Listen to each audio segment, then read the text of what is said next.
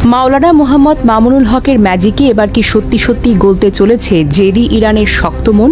পুরো বিশ্ব যখন একটা বিশাল বিপদের মুখে দাঁড়িয়ে ঘাম ঝরাচ্ছে, তখন এমন একটা চমক আসবে সেটা কেউ স্বপ্নেও ভাবেনি। একদিকে যুক্তরাষ্ট্রের ট্রাম্প প্রশাসন রীতিমতো দিশেহারা, অন্যদিকে দেশের ভেতরে ক্ষমতায় বসে থাকা তারেক সরকারের ঘুম হারাম। ঠিক এমন একটা কঠিন সময়ে দাবার চাল দিয়ে বাজিমাত করে দিলেন দাপুটে নেতা মাওলানা মামুনুল হক। কিন্তু কিভাবে? যে কাজ করতে গিয়ে বড় বড় দেশের নেতারা হাবুডুবু খায়, সেখানে কোন জাদুর বলে তেহরানের মনের বরফ গলালেন তিনি? আজকের এই বিশেষ আয়োজন থাকছে সে মাথা ঘুরিয়ে দেওয়ার মতো খবর। একদিকে তারেক সাহেবের মন্ত্রীরা যখন সাগরে আটকে থাকা তেলের জাহাজ ছাড়াতে গিয়ে ভ্যাবাচাকা খেয়ে বসে আছেন, ঠিক তখন কিভাবে মাওলানা মামুনুল হক একা গিয়ে ইরানের মনকে গলালেন? আটকে পড়া সার আর তেলের জাহাজগুলো দেশে ফেরাতে তার আসল গেম প্ল্যান ঠিক কেমন ছিল?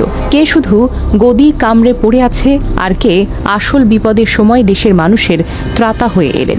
সেই পুরো ঘটনার একদম ভেতরের খবর আজ একেবারে পরিষ্কার করে তুলে ধরা হবে। হরমুজ প্রণালী হলো সারা বিশ্বের তেলের সবচেয়ে বড় রাস্তা।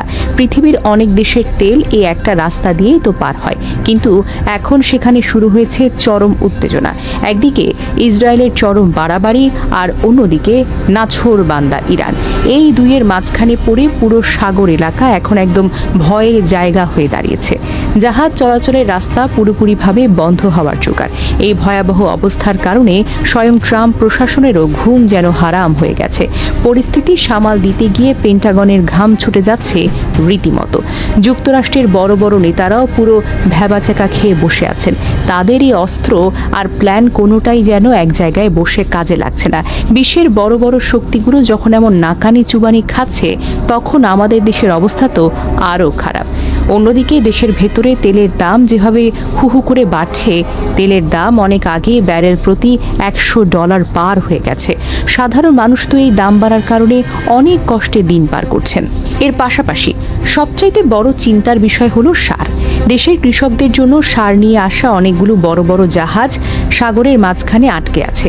বাংলার জয়যাত্রা নামের একটা খুব দরকারি জাহাজকে আটকে রেখেছে খ্যাপাটে আইআরজিসি। তারা খুব ভালো করেই বুঝিয়ে দিয়েছে তাদের সঙ্গে পাল্লা দেওয়াটা কতটা কঠিন। দেশের কৃষিকাজ আর অর্থনীতি যখন একদম খাদের কিনারা এসে দাঁড়িয়েছে, তখন চারিদিকে শুধু হাহাকার আর হাহাকার।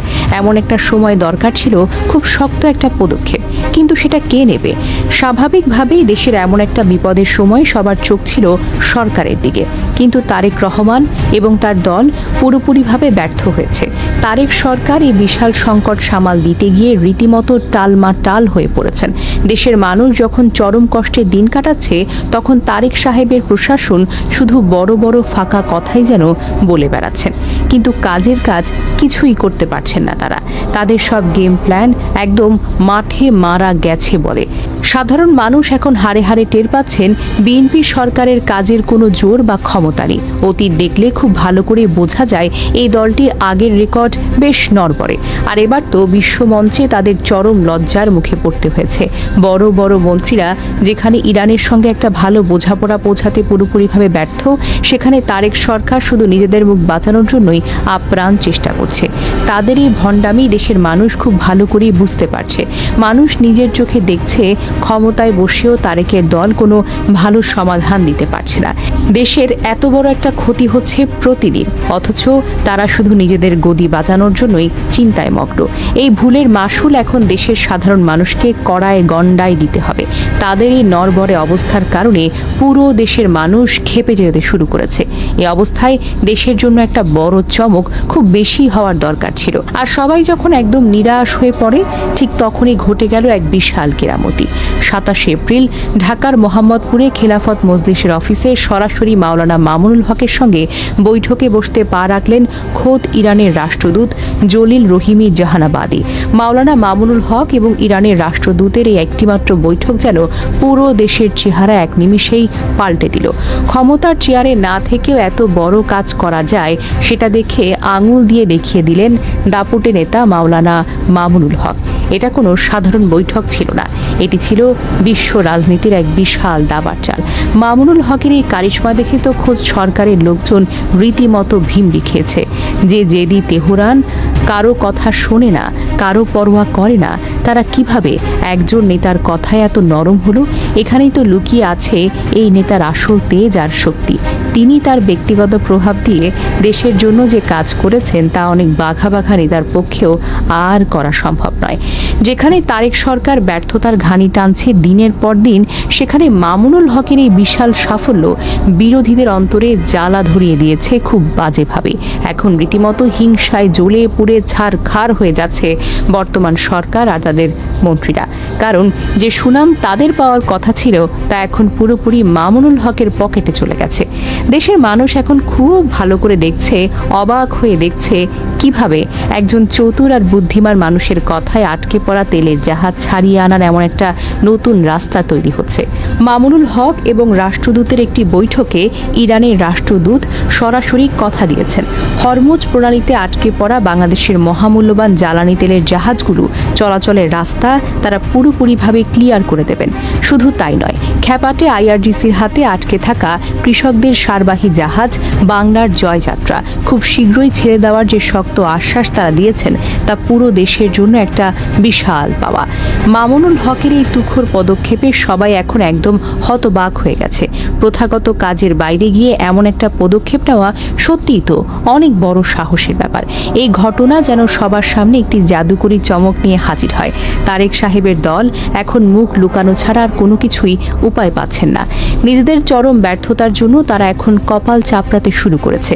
অন্যদিকে এই অভাবনীয় ঘটনা দেশের রাজনীতিতে একটা বিশাল শিক্ষা দিয়ে গেল সবাইকে।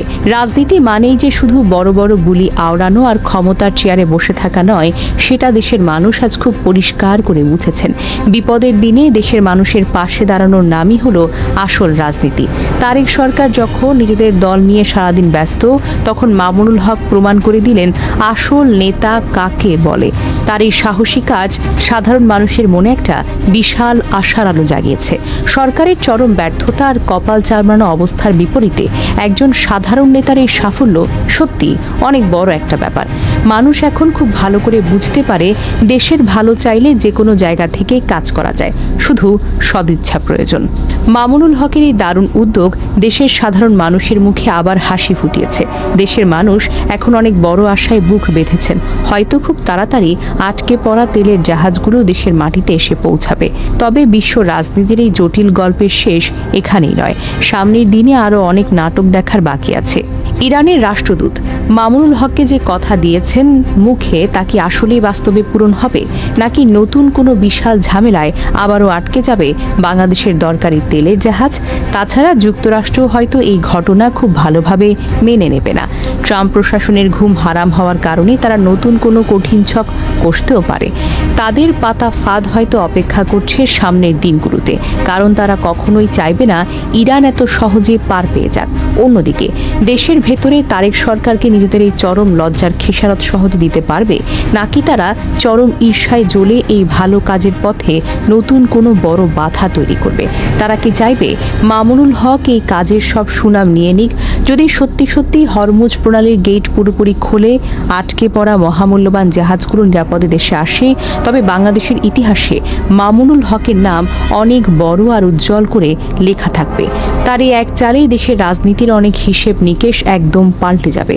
বর্তমান সরকারের এই মুখ বন্ধ করা নীরব অবস্থার বিপরীতে তার এই বিশাল সাফল্য আগামী দিনের জন্য একটা অনেক বড় উদাহরণ হয়ে সবার সামনে থাকবে। পুরো দেশ এখন খুব আগ্রহ নিয়ে অপেক্ষা করছে এই ঘটনার শেষ কোথায়। জেদি তেহরান কি আসলেই কথা রাখবে, নাকি মাঝপথে আবারও সবকিছুই এলোমেলো হয়ে যাবে? আর এর উত্তর মিলবে খুব শীঘ্রই।